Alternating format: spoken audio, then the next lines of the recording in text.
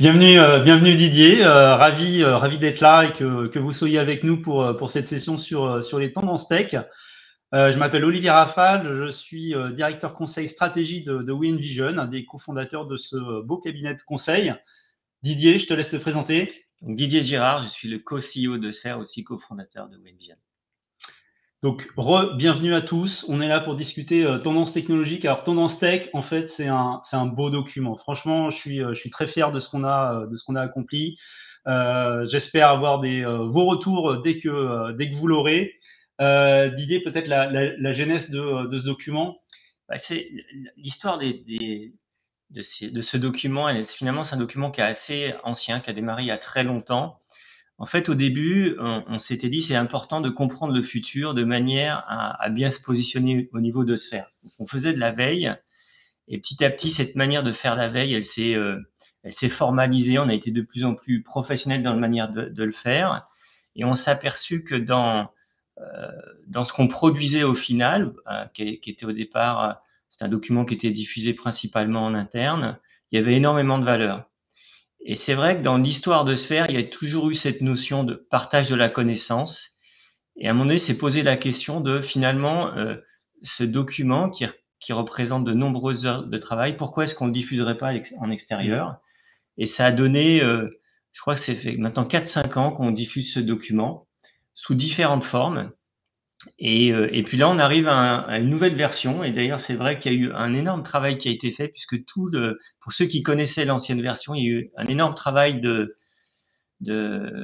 sur le fond et la forme du document.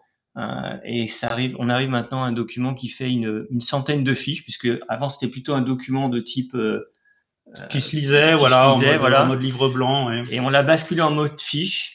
Et là, on a maintenant une centaine de fiches qui expliquent un petit peu ce qui va nous arriver. Donc, on ne pourra pas parler de tout pendant cette petite heure qu'on va parler ensemble. On va développer quelques sujets et puis on aura des questions-réponses à la fin. Donc, vous pouvez poster vos questions dans la section Q&A de Remo. Elle est très bien faite. Vous pouvez voter pour d'autres questions. On abordera tout ça à la fin. Et puis, précision utile aussi, vous aurez le document en fait dans un mail qui vous sera envoyé juste après cette session-là. Voilà, puis vous pourrez dire à tout le monde d'aller les télécharger. C'est gratuit. Pas de souci, au contraire. Et puis, voilà, on va sélectionner quelques sujets, mais alors juste pour dire tout ce qu'on a en fait. Déjà, le document, il est divisé en 6 sections. On a produit, data, plateforme. On aborde tous ces sujets qui sont des sujets assez tech, mais on a aussi les sections. En fait, c'est intéressant de parler de ça, produit, data et plateforme, puisque ça correspond finalement aux trois gros métiers qu'il y a dans une tech company. En fait, c'est comme ça qu'on l'organise. C'est-à-dire que souvent dans ces organisations, ces tech companies, on retrouve un CPO, un CDO et un CTO.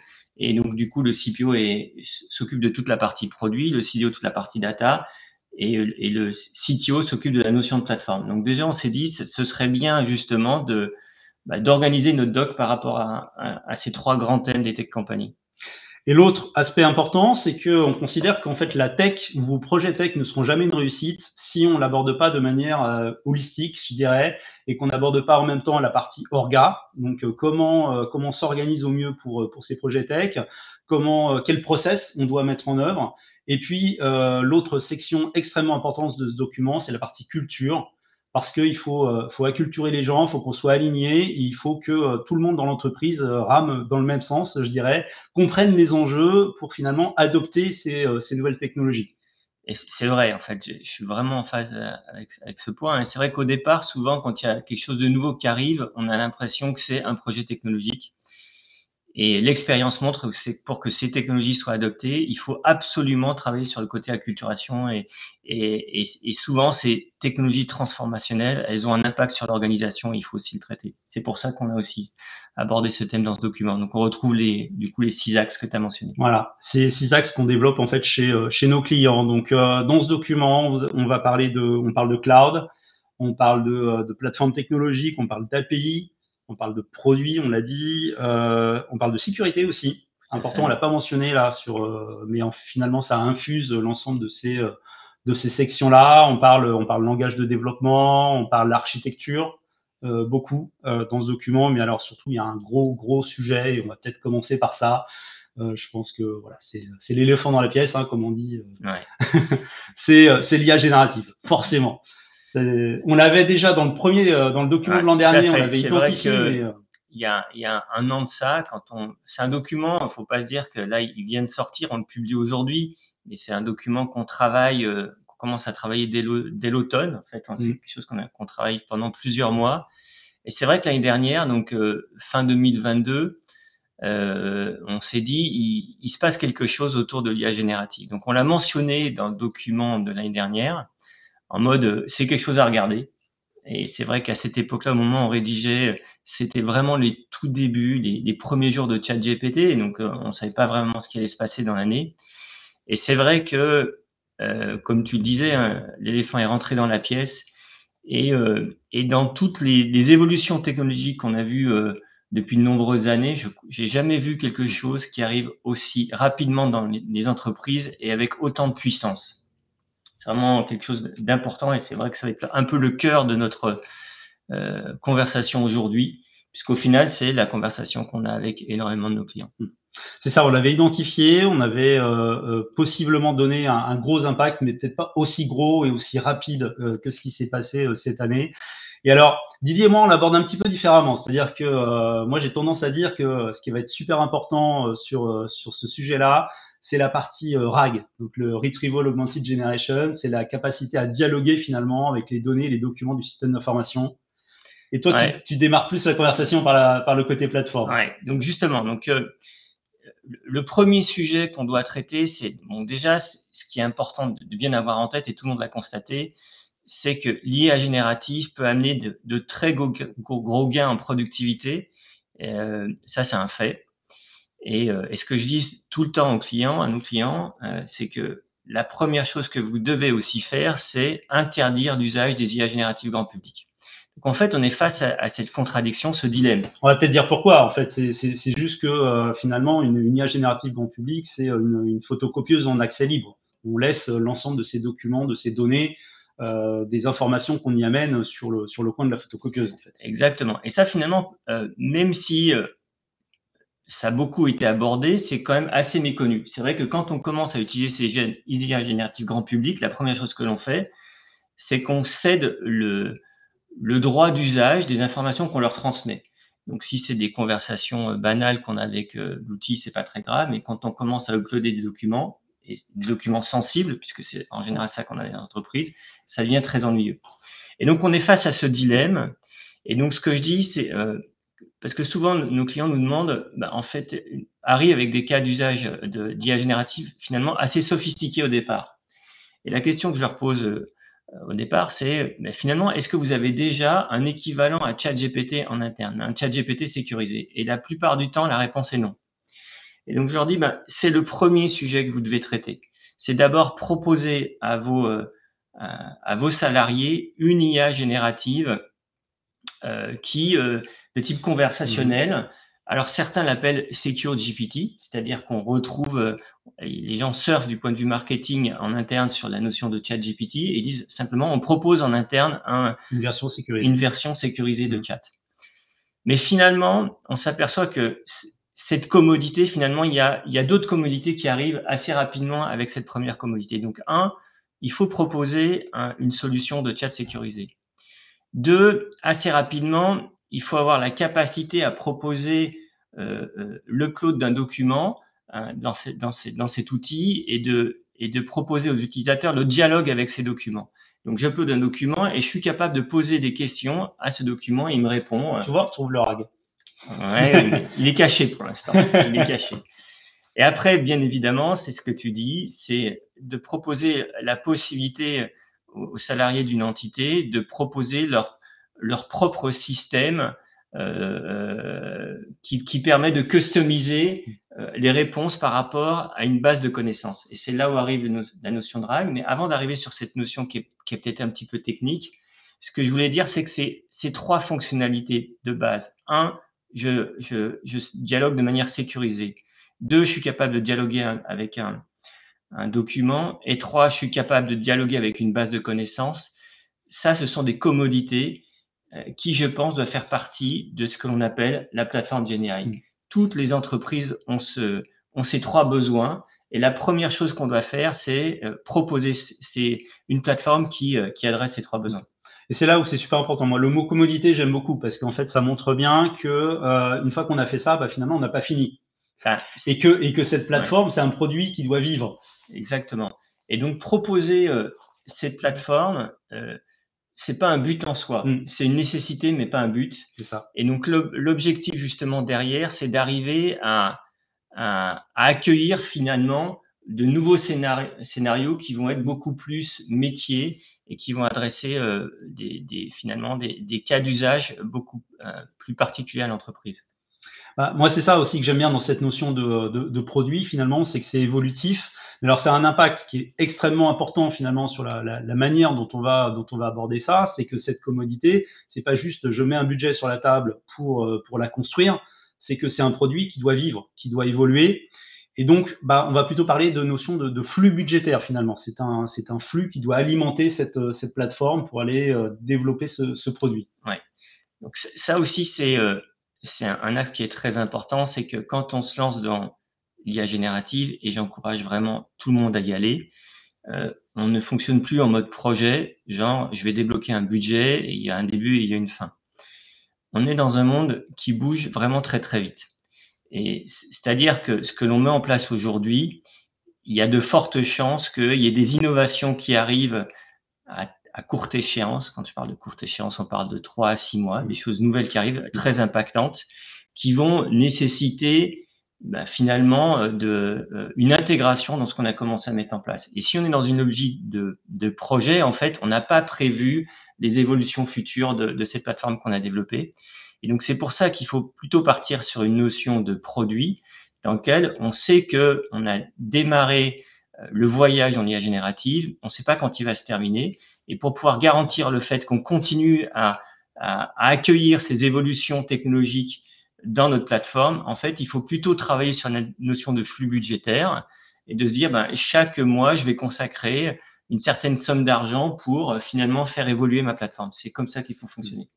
Il y a autre chose qu'on aborde dans le document sur cette notion de produit aussi, c'est le côté les cas d'usage de l'IA générative, qu'est-ce qu'on va développer au-dessus de cette plateforme. Et ça aussi, il faut vraiment les aborder avec une mentalité produit parce que finalement, ce qu'on a observé dans certaines entreprises, c'est que on se rue sur un certain nombre de cas d'usage parce que la techno est là, parce que c'est super sympa, mais sans nécessairement mesurer l'impact, sans nécessairement mesurer la valeur de qu'est-ce qu'on va en faire, dans quel cadre ça s'inscrit finalement.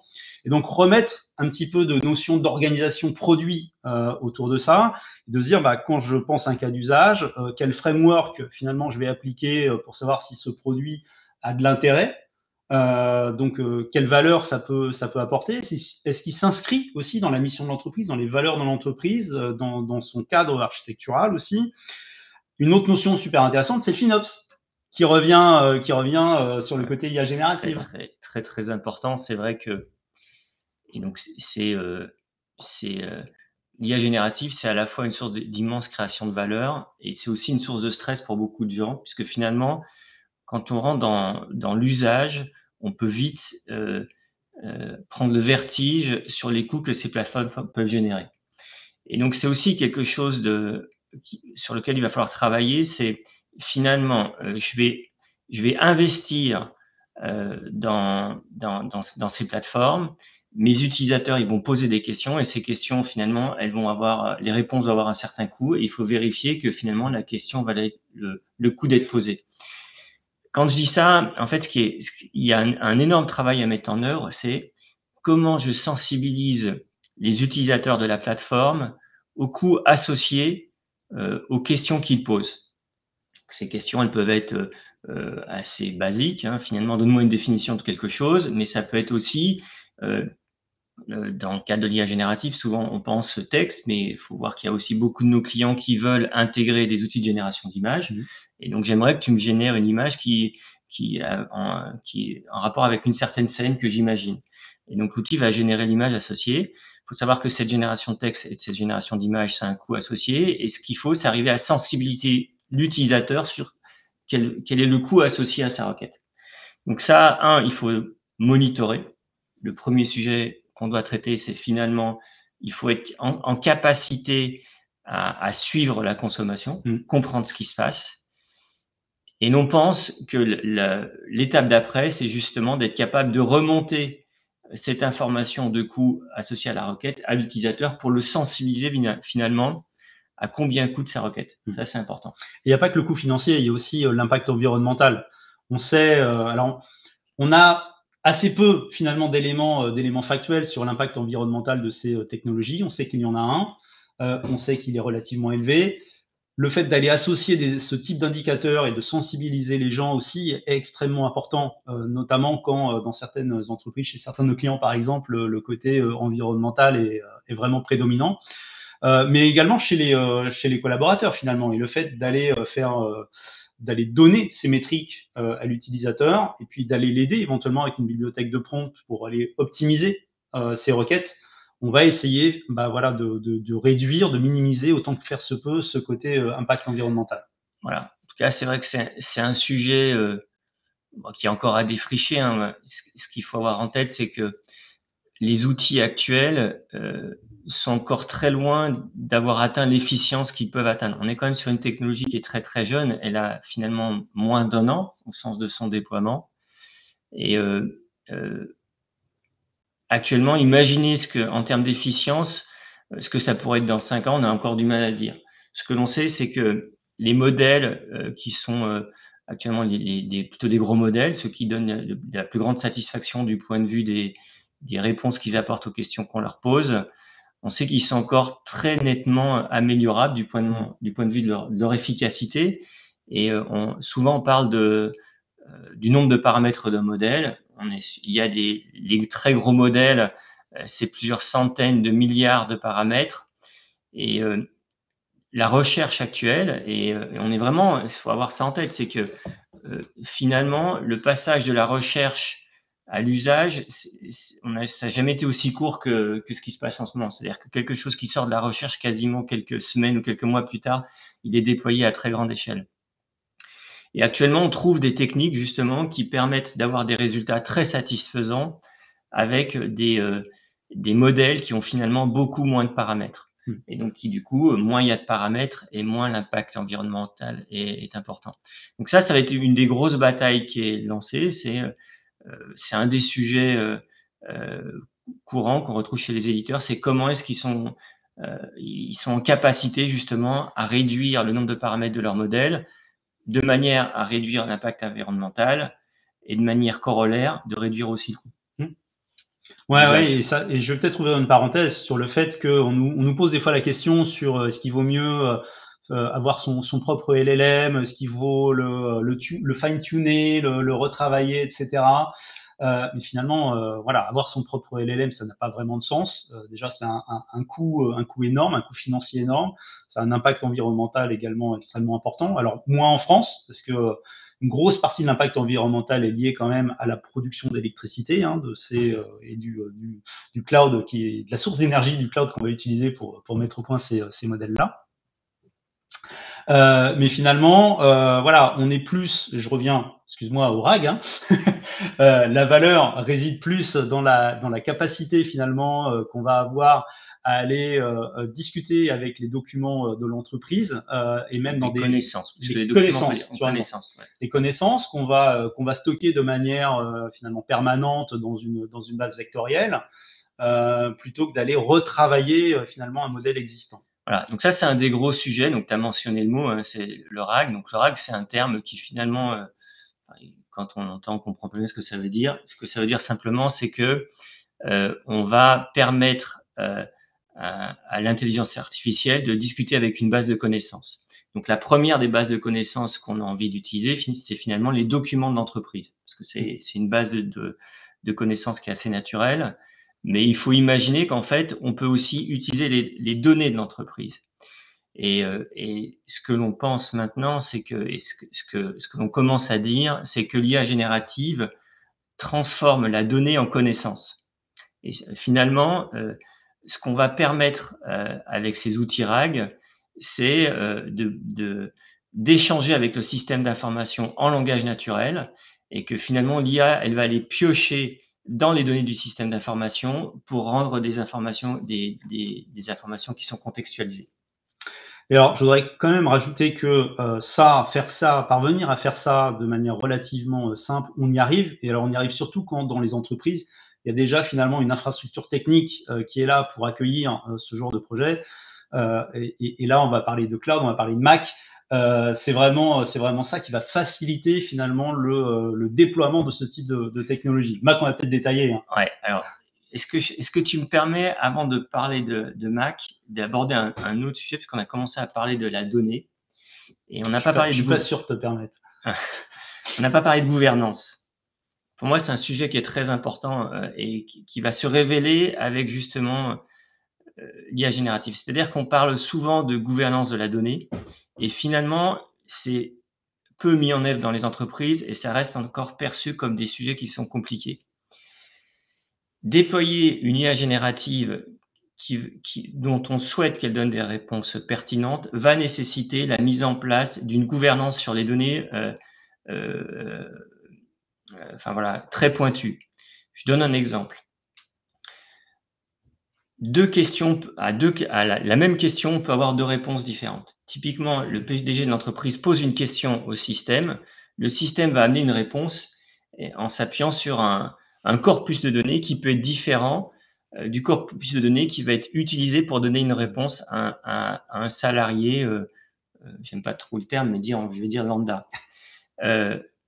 Et donc, si on n'a pas mis en place une bonne gouvernance de données, qui est capable de dire, finalement, cet utilisateur a accès à tel corpus de données, finalement, on ne sera pas capable de donner des données pertinentes, puisque finalement, cette IA, on va la contraindre dans un espace qui est les données disponibles à l'ensemble des salariés de l'entreprise. Et on aura finalement des réponses qui sont intéressantes, mais qui ne sont pas aussi pointues qu'elles pourraient l'être. En déployant une gouvernance de données, justement, on va pouvoir aller customiser le corpus de données en fonction du profil de l'utilisateur et du coup, donner des réponses beaucoup plus pertinentes à la personne qui a posé la question. Ça me semblait important. Le point est fait, mais tu sais, je rebondis là-dessus, c'est-à-dire qu'on retrouve ce type d'outil de gestion des identités dans le cloud avec de l'accès à la donnée quand on a déjà, et pour le coup, on a des clients qui avaient déjà ce système mis en œuvre. C'est beaucoup plus simple en fait, et c'est beaucoup plus simple de déployer une plateforme dans le cloud et avec toute la modularité qu'on veut mettre en œuvre. On l'a pas dit ça. Quand on met en place une plateforme générale, ce qui va être super important, c'est le côté modulaire et la capacité finalement à les switcher, utiliser un LLM ou un autre en fonction des cas d'usage. Exactement. Ça, c'est un autre aspect extrêmement important. Et quand on est dans le cloud, qu'on a cette plateforme GenAI ouverte avec ses API pour aller utiliser tous les services, en fait, c'est ça qu'on essaye de construire chez les clients, c'est ce côté modulaire et ouvert. Ouais. Et donc, c'est intéressant que tu le précises, c'est-à-dire que on sait que les LLM, donc les outils qui finalement formulent des réponses, ont des coûts différents. Et voilà, et donc il y a des LLM qui sont plus coûteux que d'autres et les facteurs peuvent être importants. Hein. Les facteurs de coût il peut y avoir des facteurs 10 entre deux LLM. Et donc on sait que par exemple, si on a un corpus d'articles, on demande de faire un résumé, et finalement on ne demande pas on demande pas de produire autre chose qu'un résumé, on va pouvoir utiliser un LLM beaucoup moins onéreux que si on lui demande d'être créatif. Et les LLM qui sont de type créatif, oui, on va leur demander d'être, de créer de l'information, finalement, ils sont beaucoup plus onéreux. Donc, en fonction de la question, on doit être en capacité de sélectionner le LLM qui va répondre. Et ça fait vraiment partie de cet orchestrateur qui va décider finalement est-ce qu'on se dirige vers tel LLM ou tel LLM. Ça fait partie du cœur de la plateforme. Et c'est vrai qu'il y a un outil qu'on n'a pas mentionné qui est en train de s'imposer sur le marché, c'est un outil qui s'appelle LangChain. Donc, si vous connaissez pas cet outil, je vous invite vraiment à en prendre connaissance parce que c'est le cœur de toute plateforme d'IA générative qui se respecte actuellement. C'est un outil open source. Hein. Bon, je reviens sur Mac parce on a parlé de cet acronyme, on l'a pas détaillé. Mac, c'est microservices, c'est API, cloud native et headless. Oui. Alors, on a parlé de cloud, on a parlé d'API, mais on peut peut-être en redire deux mots. Oui, bah, en fait, bon, déjà, on peut revenir sur l'origine de l'acronyme. Donc cet acronyme, il est né, il y a quelques années maintenant, il y a pas si longtemps que ça, je pense, il y a Ouais, 3-4 ans, ouais. quelque chose comme ça. On en a parlé la première fois, l'année dernière, je pense, dans Mmh. nos Tech Trends. C'était en train d'émerger et c'est un acronyme qui est né dans l'écosystème des gens qui produisent des CMS. Ça, c'est important de le comprendre et finalement, c'est vrai que quand on développe une plateforme GenAI, finalement, on va s'appuyer sur ces briques de base qui sont poussées par cet acronyme. On est déjà sur la notion de microservice, elle est vraiment très présente parce que comme on l'a dit, il y aura différents assistants qui vont être dans la plateforme GenAI et chacun de ces assistants peut très bien être entre guillemets hébergé par un microservice. Donc on est vraiment dans ce côté modulaire. Ça, c'est la première chose. Deuxième chose, c'est qu'une plateforme GenAI, c'est un orchestrateur qui va s'appuyer sur un écosystème d'API. Ça, c'est aussi le cœur du sujet, Mmh. c'est-à-dire que quand on a besoin d'avoir une réponse par un LLM, ce qu'on va faire, c'est qu'on va discuter avec une API. Quand on a besoin de savoir si une personne a le droit d'accéder à ces données, on va s'appuyer sur une API. Quand on a besoin de savoir si la question qui est posée est éthiquement correcte, on va s'appuyer sur une API. Quand on veut vérifier que la réponse du LLM est éthiquement correcte, on va aussi s'appuyer sur une API. Donc finalement, l'API, elle est bien au cœur de la plateforme GenAI. Donc on retrouve bien le A de Mac. Après, la plateforme un peu naturelle pour héberger notre solution de GenAI, c'est bien évidemment le cloud. Et comme en fait, il y a pas actuellement d'existant dans ces choses-là, on n'est pas en train de faire du lift and shift. Bah, naturellement, on doit penser cette plateforme comme étant cloud native. Donc, c'est bien le C du principe Mac.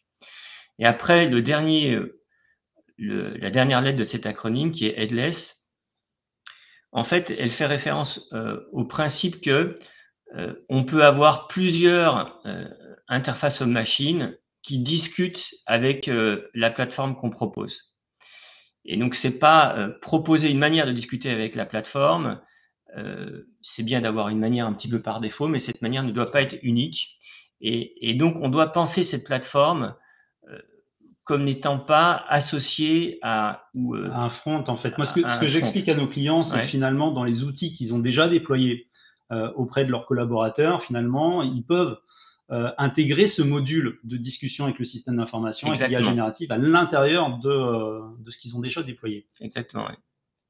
Et là, pour le coup, c'est assez puissant, en fait. C'est de dire, tu ne rajoutes pas une nouvelle interface, tu es déjà dans l'outil, tu ajoutes cette fonctionnalité et ce côté intelligence. Exactement. Ouais. Et alors, sur le côté cloud, il y a autre chose aussi dont on parle, c'est il n'y a pas que du cloud native, il y a aussi le cloud edge. C'est la capacité Ouais. finalement à utiliser de la puissance du cloud, mais sur le bord, en bout de chaîne, je dirais, dans des endroits où finalement la connexion peut Ouais. être un peu moins bonne. J'aime bien ta pirouette pour amener cette notion parce qu'on parlait de cloud et c'est vrai que ce qui se passe, donc le cloud edge, juste, je vais expliquer un petit peu ce que c'est.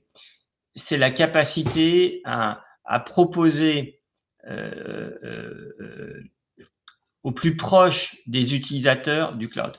Je vous donne un exemple. Par exemple, vous êtes un retailer et vous avez décidé que votre système d'information serait basé sur le cloud, ce qui paraît finalement assez normal. Pour pouvoir, du coup, les gens en magasin, donc dans tous les magasins physiques, pour pouvoir accéder au système d'information, il leur faut forcément Internet, tout de base.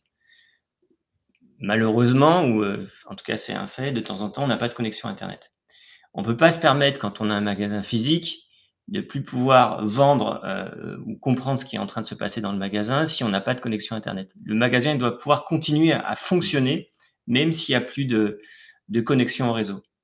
Et donc pour ça, ce qui est en train d'arriver, donc c'est ce qui arrive, ça a commencé à émerger l'année dernière, mais ça va être, je pense, du point de vue de l'évolution du cloud, c'est un des gros sujets qui va arriver dans les années à venir. C'est ce qu'on appelle le cloud edge. C'est la capacité à déporter un morceau de cloud sous la forme d'une boîte noire à l'intérieur des magasins du retailer. C'est ça qu'on appelle le cloud edge. C'est la capacité à déporter Et en fait, on n'a rien à faire. On récupère une boîte, on la pose dans un magasin, on la connecte au réseau Internet et après, c'est elle qui va servir de proxy avec le cloud. Quand on a du réseau, ben, en fait, l'information, elle transite par ce proxy. Et quand on n'a pas de réseau, en fait, elle est stockée en local jusqu'au moment où on est à nouveau du réseau. Et en fait, ce qu'on est en train de dire, c'est qu'en parlant du sujet IA générative, on parle de tous les autres sujets. Oui. C'est vraiment un sujet qui s'appuie sur tout ce qu'on a déployé ces dernières années. Hein, on a parlé de cloud, on a parlé de data, d'API. De sécurité. Exactement. Et c'est un vrai sujet d'ingénierie. En fait, c'est ça Exactement. aussi. Et pour le coup, il y a une vraie conversation à avoir au sein des entreprises. Parce que des fois, on arrive, on commence à parler d'IA générative, on nous parle data science. Et en fait, non, pas vraiment. Le sujet, c'est plus un sujet d'ingénierie, de comment on architecture, comment on assemble les choses. Alors moi, je vais être beaucoup plus tranché que toi. C'est-à-dire que si une entreprise attaque le sujet de l'IA générative par le côté science, au sens de la recherche, je pense qu'elle fait fausse route. C'est-à-dire que déployer un projet d'IA générative, finalement, c'est tout sauf faire de l'IA. C'est faire de l'ingénierie au sens classique du terme, c'est faire de l'architecture, c'est faire de l'API, c'est coder principalement en Python, qui est le langage finalement qui se retrouve sur ces plateformes génératives. Et puis, c'est proposer aussi des expériences UX de très haut niveau. Ça, c'est quelque chose à pas négliger parce que ce qui va se passer, c'est que les utilisateurs de votre plateforme d'IA générative, ils vont percevoir l'intelligence de votre système à travers l'IHM. Si votre IHM est pas bien soigné, le réflexe de base, c'est de dire que l'intelligence qu'il y a derrière, elle peut évoluer. C'est comme ça, en fait. Ça paraît aberrant, mais c'est comme ça. Et donc, il faut pas négliger ce point, c'est-à-dire qu'un projet d'IA générative, c'est aussi un projet dans lequel il faut embarquer de l'UX et des développeurs front de haut niveau de manière à proposer une belle expérience utilisateur. Il faut pas oublier la data. Très important, hein, c'est-à-dire que le vieil adage qu'on connaît tous, garbage in, garbage out, il existe là aussi, et que très clairement, si on se dit, bah tiens, finalement, ma base de connaissances de l'entreprise va servir à faire un service d'IA générative, et que la base de connaissances n'est pas en ordre ou est pas bonne, très clairement, le service ne sera pas bon. C'est-à-dire que si vous déployez votre service d'IA générative pour dire bah tiens, je vais lui permettre de poser toutes les questions qu'on peut poser sur l'entreprise en se basant par exemple sur le portail web sur lequel il y a toutes les infos. Si ce portail web n'a pas été mis à jour depuis 3 ou 4 ans, forcément les gens seront très déçus par les performances de l'IA générative. Ouais. Ça c'est un premier point. Le deuxième point, c'est vrai que ça reste quand même des projets data. Il y a tout un sujet de manipulation, c'est-à-dire que quand vous allez uploader vos bases de connaissances dans votre plateforme d'IA générative, le système RAG va devoir manipuler cette information de manière à la rendre requêtable, indexable, vectorisable.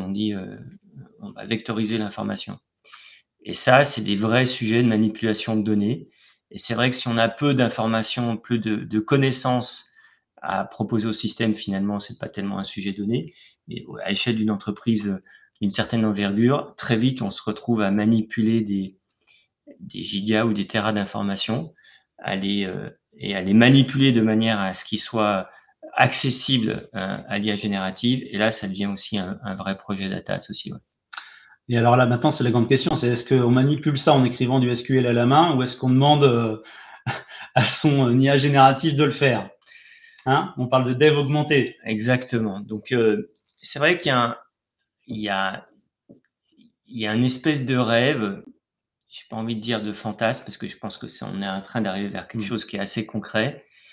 C'est que on est de plus en plus dans une direction où en fait le langage naturel peut devenir en fait le langage de discussion avec les bases de connaissances. Le SQL restera très important et c'est vrai qu'il ces dernières années, il s'est imposé, il a fait son énorme retour, il va pas disparaître. Ça reste un langage qu'il faut maîtriser, qu'il faut connaître et sur lequel il faut absolument investir, développer des compétences, maîtriser ce langage au sein de l'entreprise, c'est nécessaire. Mais c'est vrai qu'avec l'IA générative, on a un outil qui permet de transformer du langage naturel en SQL. Et donc, ce qui est encore de la R&D, R&D assez avancée, hein, mais qui est encore de la R&D. On pense que dans les trimestres qui arrivent ou dans les années qui arrivent, on va pouvoir dialoguer en langage naturel avec le système d'information et qu'il va y avoir des outils qui vont générer le SQL nécessaire pour aller collecter la donnée pour la transformer en connaissance. On a consacré une fiche d'ailleurs à ce qu'on a appelé le chat-based UI, hein, c'est l'interface utilisateur basée sur le chat. Très clairement, mais pas que pour SQL finalement, pas que pour aller créer du langage, mais finalement dans l'idée de dire on va discuter avec le système d'information. Parce que ce qui était vraiment super intéressant sur cette partie chat GPT, c'était novembre 2022 hein, de mémoire, quelque chose comme ça, c'était la partie chat finalement, parce que l'IA générative existait précédemment. Et ce qui a vraiment permis ce décollage absolument incroyable, c'est le chat. C'est vraiment cette capacité de dialogue. Au final, c'est aussi ça que je dis souvent quand je parle de ces technologies-là, c'est que OpenAI, où est-ce qu'ils ont innové? C'est pas sur la partie GPT qui existait, la partie algorithme existait déjà depuis un certain temps, hein, même s'ils ont ils ont apporté quand même pas mal de beaux résultats par rapport à ce qu'était capable de générer le système. Surtout l'innovation de ChatGPT, c'est chat. Et c'est vrai que c'est quelque chose qu'il faut vraiment retenir et qui, pour moi, va faire partie intégrante du futur du système d'information. C'est que nous sommes maintenant en capacité de dialoguer, d'avoir une conversation avec le système d'information et que sans doute que pour un utilisateur occasionnel ou pour un utilisateur même régulier qui fait tout le temps les mêmes actes métiers, finalement, le modèle conversationnel va sans doute être un des modèles qui va s'imposer. En fait, c'est ce qui a fonctionné sur ChatGPT. On peut considérer que l'Internet est un immense système d'information dans lequel il y a énormément de données. Et finalement, OpenAI, en proposant ChatGPT, a simplifié l'accès à cette information. Et on voit d'ailleurs un autre acteur qui est en train de naître, que je vous invite à regarder aussi, qui propose une très belle expérience utilisateur qui s'appelle Perplexity. La force de Perplexity, c'est justement leur IHM. Ils consacrent énormément de R&D à la qualité de cet outil conversationnel qu'ils proposent pour discuter avec l'Internet. Et moi, je crois beaucoup au fait que nous allons, dans le futur, dialoguer avec le système d'information via le chat. Alors, puisqu'on parle de tendance tech et de futur, moi, j'aurais envie de parler des assistants. On n'a pas évoqué ce mot-là encore. Quand on parle d'IA générative, on parle de chat. En fait, l'idée hein, de l'évolution, de où ça va dans les prochains mois, c'est que finalement chacun ait ses propres assistants. Donc, OpenAI l'a fait, Hugging Face a fait l'équivalent open source de ces assistants-là. Mais encore une fois, l'idée, c'est à l'intérieur de l'entreprise, sur un Secure GPT ou ce genre de système, c'est d'avoir aussi cette capacité à fabriquer ses propres assistants pour un certain nombre de besoins très spécifiques. Ouais, donc ça, pour moi aussi, ça fait partie des briques de base d'une plateforme. C'est-à-dire que la plateforme GenAI que vous proposez doit permettre aux salariés de l'entreprise de créer leur propre assistant et que cet assistant, ce soit un assistant privé de base, mais qu'éventuellement, ils aient la possibilité de le partager avec les autres salariés de l'entreprise, tout ou partie d'ailleurs. Il pourrait très bien sélectionner un groupe d'utilisateurs. Et donc ça, je pense que ça fait partie aussi des sujets qui vont arriver. C'est un petit peu comme, alors peut-être que le parallèle est hasardeux, mais un petit peu comme les tableurs, en fait, ont permis à tout un chacun finalement d'améliorer leur productivité en créant leur propre feuille de calcul et en faisant des choses qui finalement créent de la valeur de manière locale et éventuellement pour leurs propres besoins. Éventuellement, ils se sont permis de partager ces feuilles de calcul à des tiers. Et ces feuilles de calcul, si elles étaient très utilisées, finalement, elles se sont transformées en applications. Je pense que le parcours que l'on doit suivre, c'est le même sur le partage de la connaissance. C'est-à-dire qu'il faut permettre aux salariés d'entreprise de créer leur propre assistance sur leur propre base documentaire. Déjà, ça va leur être utile à eux, parce qu'il y a plein de moments où en fait ils doivent naviguer dans leur base documentaire et c'est pas très agréable parce qu'il y a beaucoup d'informations. On peut avoir plein de documents différents et il faut naviguer d'un document à l'autre et pouvoir dialoguer avec cette base de connaissances, c'est utile. Une fois qu'ils ont un outil qu'ils considèrent comme performant, il faut leur permettre de le partager avec leurs collègues. Et puis, si on s'aperçoit au sein de l'entreprise que finalement cet outil est très utilisé, on peut se poser la question de l'industrialiser et de voir dans quelle mesure on peut pas finalement le fiabiliser et en faire un vrai outil d'entreprise. Donc, ce chemin qu'on a vu avec l'arrivée du tableur, qui a changé la manière d'imaginer ce que c'était que l'informatique d'entreprise, je pense qu'on doit suivre le même type de chemin avec l'IA générative. Et on revient au sujet de la gouvernance, en fait, parce que quand on parle de ça, c'est la même chose quand on discutait de low-code, no-code. On parle moins de low-code, no-code ces temps-ci, mais finalement, c'est un retour en force du low-code, no-code, et ça a besoin d'une gouvernance de qui peut donner accès à quoi, à quelles données, comment tu partages, et effectivement, à un moment donné, si ça devient critique, il faut l'industrialiser, il faut reprendre le contrôle. Donc là, pour le coup, c'est aussi super intéressant. Un autre point que je trouve super intéressant avec ces assistants, c'est ce qu'on commence à voir, c'est-à-dire la capacité à aller déclencher des actions. Pas juste répondre, pas juste générer du texte, mais finalement à aller à devenir des agents autonomes. Ouais. Là, c'est le tout début, mais je trouve ça super excitant. Ouais. Alors, c'est effectivement le tout début. Je pense que les perspectives sont incroyables. Hein. C'est de dire finalement, je pose une question au système, le système finalement comprend la question que je lui pose et va lui-même reformaliser cette question pour aller piocher l'information aux beaux endroits, me faire une synthèse et me ramener la réponse. Donc c'est vrai qu'il y a tout un pan de l'IA générative qui est en train d'arriver, qui est en train de traiter ce sujet. Alors, c'est à la fois très prometteur et il faut faire attention à la courbe de hype sur ces sujets-là. C'est-à-dire qu'il faut savoir que quand on pose une question à un LLM, pour la même question, il ne va pas garantir la même réponse. Ce n'est pas déterministe. Ce n'est pas déterministe, c'est plutôt stochastique. C'est-à-dire qu'on pose une question et il va répondre quelque chose, on repose la même question et il peut répondre autre chose. Et donc, construire ces agents est face à ce défi-là. C'est-à-dire que plus on... je ne sais pas comment expliquer, mais plus il y a d'étages LLM pour fournir une réponse, plus on augmente la variabilité des réponses et plus du coup l'utilisateur va avoir l'impression d'être face à quelque chose qui est non prédictible et ça peut amener un espèce de sentiment d'insécurité en disant bah, je vais poser 2 fois la même question, finalement il me ramène des réponses qui sont assez orthogonales, du coup je lui fais plus confiance. Donc faire attention, c'est des outils qui sont en train d'arriver, les agents. C'est des outils très puissants qui sont en train d'arriver. Je pense qu'on est encore au stade de la R&D et moi j'inviterais plutôt à être prudent sur le déploiement en interne. Je suis convaincu que ça va arriver. Je pense qu'il faut encore laisser maturer ces technologies, sachant que ça va très vite. Faut avoir en tête qu'il y a vraiment des milliards, et je pèse ce nombre, qui sont investis actuellement dans l'IA générative pour la faire avancer très très vite. Donc je suis convaincu que s'il y a une solution autour de ces agents un peu autonomes, elle va arriver assez vite. Parce qu'il y a énormément de gens qui travaillent là-dessus. C'est ça, c'est vraiment surveillé. Donc vous aurez compris, on a passé 3 quarts d'heure à parler d'IA générative. Je m'en suis pas rendu compte.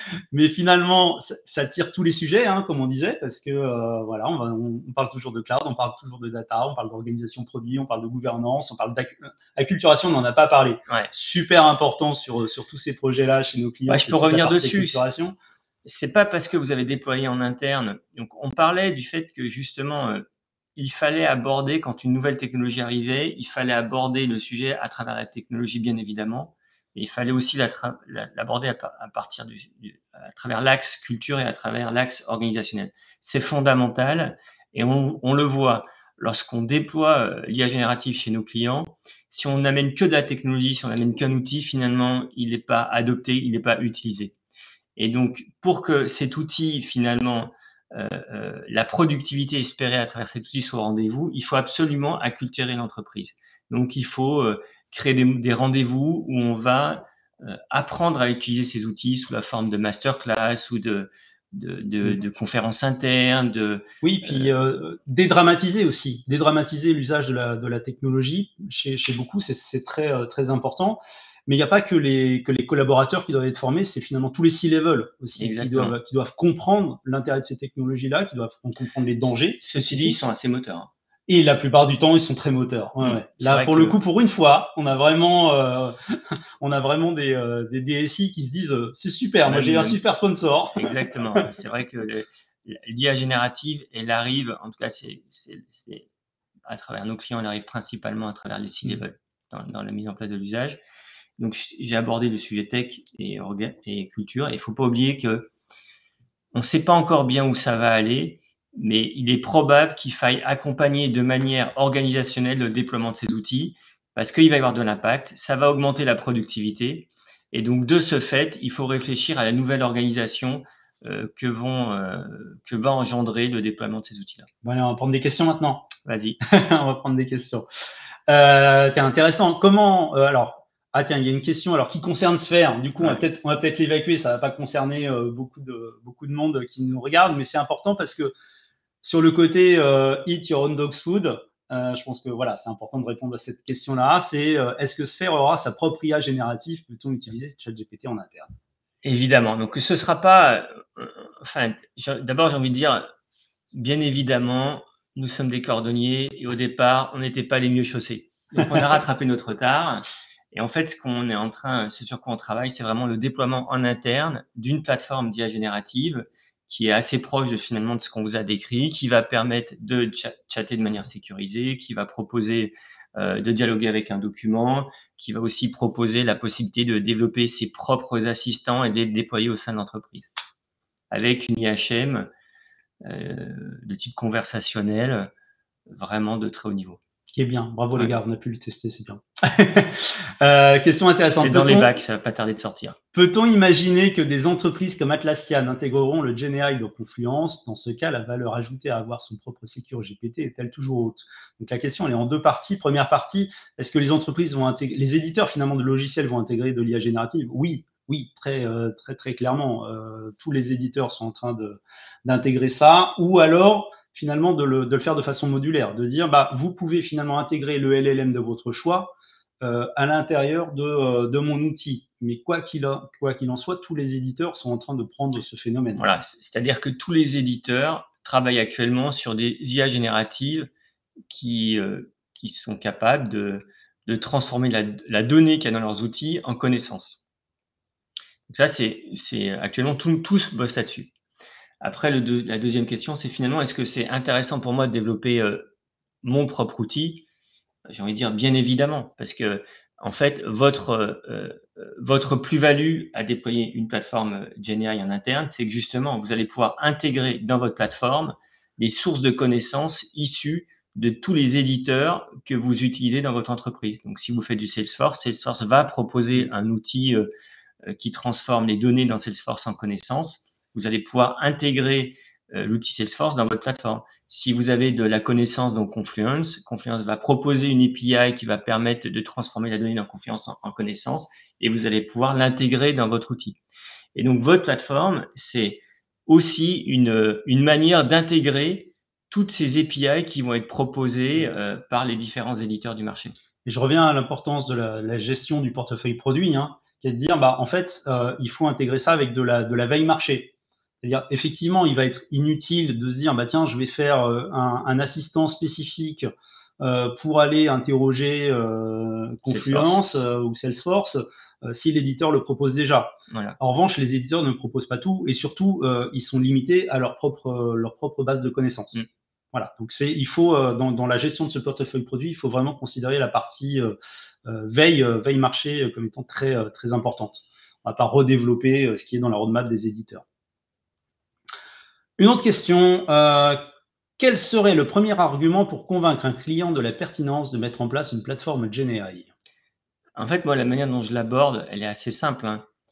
C'est l'IA générative, ça amène des gains de productivité très importants.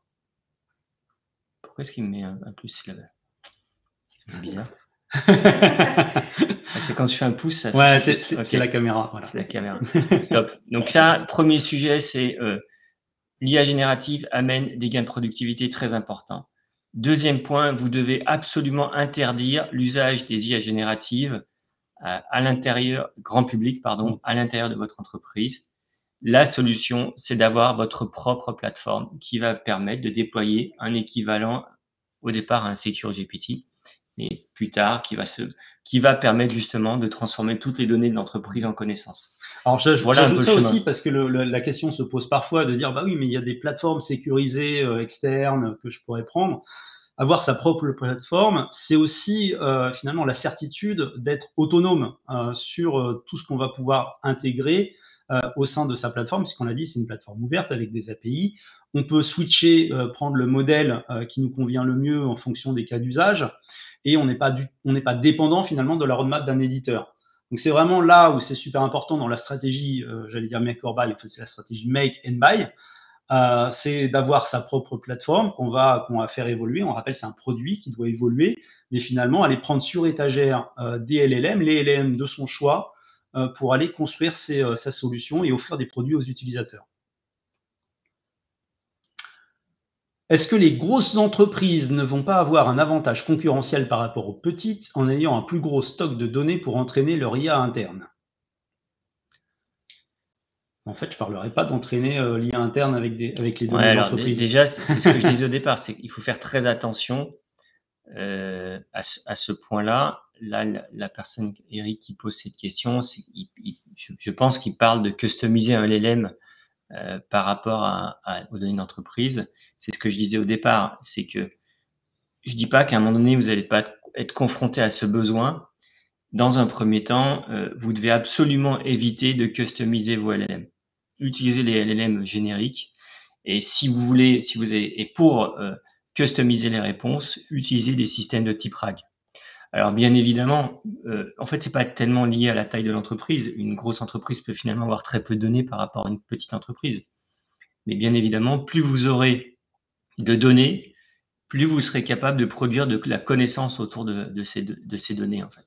Je peux dire que c'est pas la taille de la base qui compte, c'est la qualité? Ouais, ça me va. Ouais. Ça doit. Quid du prix d'une GenAI Secure GPT pour une petite société avec peu de moyens? Alors, déployer un Secure GPT, nous, chez Sphere, on sait le faire. Alors, je ne sais pas ce qu'il y a derrière peu de moyens. Mais en tout cas, on sait maintenant déployer un Secure GPT pour vraiment des petits budgets. En fait. Donc, c'est ce que je disais, hein, c'est que la plateforme est une commodité. Et donc, une commodité, le principe de base, c'est que le ticket qui permet de le déployer, finalement, un ticket qui est accessible à la majorité des entreprises. Et gardez en tête, hein, il faut déployer ces plateformes parce que vous pensez que vous allez gagner en productivité. Si derrière, vous n'êtes pas capable de mesurer le gain de productivité associé au déploiement de cette plateforme, il ne faut pas y aller. Il faut rester sur l'interdit. Je vous interdis d'utiliser des plateformes d'IA générative grand public, mais en même temps, vous ne proposez pas de solution parce que quelque part, vous pensez qu'il n'y a pas de valeur. Mais en fait, moi, je pense que très rapidement, on crée de la valeur avec ces plateformes, au sens où on a du gain de temps. Moi, je l'utilise maintenant quotidiennement, hein, et c'est vrai que j'abats beaucoup plus de travail. Donc, ça libère pas du temps, hein, faut pas se leurrer. Hein. Le fait d'utiliser l'IA générative, c'est que simplement, ça nous permet finalement d'adresser beaucoup plus de sujets dans une journée. Didier, question technique, Blanquette ou Bourguignon? Ah non, pardon, excuse-moi, c'est Chainlit ou Streamlit? On va rappeler ce que c'est d'abord. En fait, on parlait justement qu'il fallait mettre en place des outils conversationnels pour discuter avec la plateforme GenAI. Donc, il y a des solutions qui existent sur le marché qui permettent d'avoir une expérience utilisateur déjà de très bon niveau. Et ce sont des plateformes open source. Donc, il y en a deux qui ont un peu pris le marché. Il y a Chainlit, d'ailleurs, qui est fait dans une start-up française. Donc, si vous voulez tester, n'hésitez pas. C'est un produit qui est encore qui a déjà une bonne stabilité, qui est intéressant à utiliser. Et puis, il y a un produit qui s'appelle Streamlit, qui était au départ un produit qui permettait de dialoguer avec de la data pure. Et en fait, cet outil est aussi beaucoup utilisé pour développer des IHM conversationnels. Donc ça, si vous voulez partir sur des solutions packagées qui ont une base open source, c'est deux très bonnes solutions pour le faire. Après, si vous avez les moyens, vous pouvez aussi prendre la voie de je vais développer ma propre IHM parce que finalement, ça représente aussi l'identité de mon entreprise. Et voilà, et j'ai envie que les gens se reconnaissent et soient fiers de cette IHM conversationnelle. Donc, je pars plutôt sur un développement spécifique. C'est la troisième voie qui est possible. Elle est un peu plus coûteuse que la voie Chainit ou Streamlit. Est-ce qu'on peut ou doit avoir aussi un Secure Copilot? Alors là, je comprends pas la question. Oui, alors je me posais aussi la question. Alors, si c'est une aide pour le code ou autre, de toute façon, moi je vais partir du principe que si on utilise une IA générative en entreprise, il vaut mieux ne pas aller donner et confier ses sources à une IA générative grand public et donc utiliser un système interne finalement. Mais alors, je sais pas, voilà, si vous pouvez éventuellement préciser la Copilot, question. je pense qu'on fait référence peut-être à l'outil GitHub. GitHub, Copilot, ouais. Quand on utilise la version professionnelle, la version entreprise, on signe entre guillemets un contrat avec GitHub qui fait que le source qu'on transmet, normalement on est protégé. Il est protégé. Maintenant, ce qu'on a fait pour certains clients, c'est plutôt aller rechercher des outils qui vont s'intégrer à l'intérieur de leurs propres environnements de développement. Exactement. Finalement, et pas forcément Copilot. Comment pouvons-nous analyser le risque de l'utilisation de l'IA dans les solutions grand public? Analyser le risque, je sais pas comment on peut l'analyser. C'est que simplement, dites-vous que quand vous utilisez une IA générative grand public, c'est comme si vous alliez au Copytop, vous arrivez avec votre document confidentiel et vous dites j'aimerais que vous me fassiez une copie, et vous lui dites j'ai une bonne nouvelle aussi pour vous, c'est que vous avez le droit d'en garder un exemplaire. Donc l'IA grand public, quand vous l'utilisez, c'est vous déclarez, vous acceptez que l'IA garde une copie du document que vous lui transmettez. Donc partant de là, comment est-ce qu'on peut analyser le risque? C'est comme au Copytop, est-ce qu'il va l'utiliser ou pas? On n'en sait rien. Mais en tout cas, il a le droit de le faire. Et de la même manière, donc ça veut dire que on ne sait pas si cette IA ressortira des éléments de ce que vous avez partagé dans des réponses futures, mais potentiellement elle pourrait le faire. Elle pourrait le faire et ça a déjà été constaté que alors tout ça c'est un petit peu obscur, mais il semblerait qu'il y ait des entreprises qui avaient des produits qui n'étaient pas encore publics et pour lequel ChatGPT avait déjà des réponses pertinentes. Et donc ça veut dire forcément il y avait de la donnée qui avait fuité et qui avait été transmise à ChatGPT. Après ça, c'est très difficile de le vérifier. En tout cas, le contrat d'usage du grand public le permet. Comment optimiser la taille du contexte dans le cadre d'un RAG pour maîtriser le coût? Vous pouvez préciser. Alors bon, il y a plusieurs sujets. C'est que quand on fait un RAG, en fait, on va transmettre un volume d'informations au LLM pour donner la réponse. Et donc là, pour le coup, on peut contrôler le volume d'informations qu'on transmet au LLM pour la réponse. On est complètement maître. C'est nous, en tant que concepteurs de l'application, qui décidons finalement du volume d'informations qu'on s'autorise à transmettre. Après, il faut savoir que, juste, je vais vous donner un petit retour d'expérience. Le RAG, dans un premier temps, ça semble être la solution magique. Dans la pratique, ça reste quand même une solution qui est très technique à déployer, à mettre en œuvre. Les points ardus du déploiement d'une solution RAG sont, voilà, je vais en lister rapidement, c'est que les LLM actuels, ils comprennent pas les tableaux et les graphiques. Et c'est vrai que dans les tableaux et les graphiques, il y a souvent beaucoup d'informations. Donc, si vous voulez que votre système RAG, il extrait de l'information des tableaux et des graphiques, pour l'instant, c'est pas très performant. Je pense que ce sujet va être adressé dans l'année qui arrive, voire dans les trimestres qui arrivent.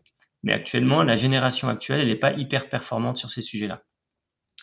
Deuxième point, c'est ce qu'on appelle le chunk. C'est que pour transmettre de la donnée au LLM pour qu'il donne une réponse, on est obligé de découper le document en morceaux. Voilà. Et c'est vrai que cette opération qui semble anodine, finalement, elle est très technique. Et la manière de découper le document va influencer la qualité de la réponse du système. Et pour l'instant, il n'y a pas de solution universelle sur étagère qui permet de comprendre comment est-ce qu'on doit découper un document. Ma crainte, c'est une crainte, pour l'instant, c'est que finalement, il n'y ait pas de solution. Voilà. C'est-à-dire que ce que je préconiserais dans un premier temps, c'est plutôt d'adapter petit à petit la base de documents qu'on produit ou les données qu'on produit au système de chunk qu'on va utiliser. Plutôt que de dire, je vais avoir un système de chunk qui est intelligent et qui va déterminer comment est-ce qu'on découpe les documents qu'on fournit, c'est en fait de travailler sur le fait de pré-traiter les documents au moment de leur production pour qu'ils soient, alors le terme n'existe pas encore, peut-être qu'il va apparaître, raguisable. Vectorisable. Vectorisable, voilà. Non, mais c'est raguisable. Raguisable, d'accord, si tu veux. Voilà. Voilà. Et ça, je pense que ça va être un des vrais sujets qui va être à traiter dans le futur, c'est comment est-ce qu'on arrive à bien découper en morceaux. Le deuxième sujet qui est aussi un petit peu technique, donc tu parlais de vectorisation, c'est vrai pour être exploitable dans une base dans un système de type RAG, les documents doivent être vectorisés. Et actuellement, les systèmes de vectorisation, c'est des systèmes de vectorisation qui sont capables de représenter une information de type grand public. Souvent, dans les entreprises, il y a un vocabulaire métier qui est lié à l'entreprise. Et finalement, les systèmes de vectorisation actuels ne sont pas forcément très pertinents parce qu'ils sont plutôt grand public sur un vocabulaire particulier. Par exemple, vous êtes un laboratoire pharmaceutique et vous devez parler de paracétamol et de médicaments associés. C'est un vocabulaire métier très spécifique. Voilà, et ben, il est probable que votre système de vectorisation ne soit pas capable de bien représenter cette donnée métier. Et pour le coup, ce que l'on est en train de faire, et ça je crois beaucoup tant sur le côté mécanisation du chunk, j'ai des doutes, tant sur le fait d'être capable de proposer des systèmes de vectorisation adaptés à un vocabulaire métier, j'y crois beaucoup. Et je pense que c'est un des sujets qui va être craqué dans l'année qui arrive, c'est la possibilité de customiser le système de vectorisation par rapport à un vocabulaire métier. On va conclure là-dessus, Didier, parce on a déjà dépassé 13 heures. C'était une belle conversation. Merci, j'espère que ça vous a plu. Et puis, vous allez recevoir le document donc très rapidement. Voilà, dites-nous, envoyez-nous vos réactions, vos commentaires, on l'enrichira avec ça. Voilà, donc très important, c'est que c'était un document qu'on sortait de manière annuelle. On a décidé de quitter ce mode projet pour passer sur un mode produit. Et on est ambitieux, on va voir si on tient l'ambition. On aimerait sortir ce document maintenant tous les trimestres. Donc c'est pour ça que c'est 2024 Q1. Parce qu'il y a plein de choses qu'on n'a pas pu injecter dans ce document et qu'on aurait aimé injecter, mais le temps nous était compté. Et donc on va essayer de sortir une version pour Q2. On verra si on arrive à tenir cette ambition, mais en tout cas je le souhaite. Donc ça c'est une information qui est importante. Et deuxièmement, c'est vrai qu'on a centré la conversation sur le sujet chaud et qui est un sujet qui est très important, qui va avoir un fort impact sur le futur. Gardez en tête que ce document ne parle pas que d'IA générative, même si on a fait le cœur de notre conversation. Merci de nous avoir suivis. À très bientôt. Bonne journée.